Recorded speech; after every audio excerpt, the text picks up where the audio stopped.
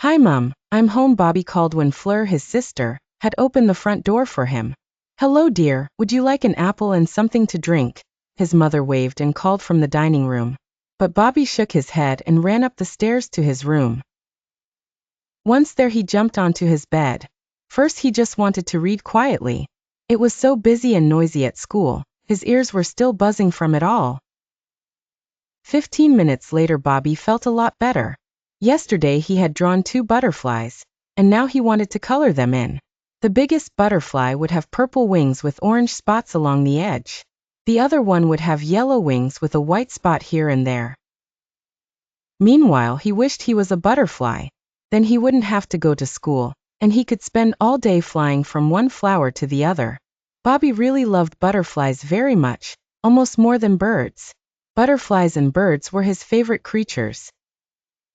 When he'd finished coloring, he looked around his room. What did he want to do now? In a corner there was a huge pile of clothes, and there were various toy cars scattered about. "I'll tidy these up first," he thought to himself. There we are, that's done. All the small cars were in a box. The blue racing car was on the right, and next to that was the red racing car, and the yellow lorry. All the way to the left his music car was parked. It can play all sorts of tunes. Bobby turned it on. La la di la lady la. He sang along. "Hello, Bobby, can you at last come downstairs?" He heard his mother calling. Oh dear, she sounded a bit impatient. Perhaps she'd called more than once. It often happened that he forgot the time. Mum called again. "Bobby, for the last time, will you come downstairs? Daddy and Fleur have been sitting at the table waiting for ages." Bobby scrambled up. "Yes, I'm coming." With a sigh, he shut down his musical car and put it back next to the yellow lorry. While he walked slowly down the stairs, he hummed the beginning of his favorite tune. La-la-dee la la la. He doesn't know how he knew this tune. Perhaps he had heard it at some time on Dad's car radio, on the way to music lessons, or in the park, a robin or a blackbird singing. No idea. The tune began with a long high tone, followed by a series of short tones. Every time 3 tones, one after the other.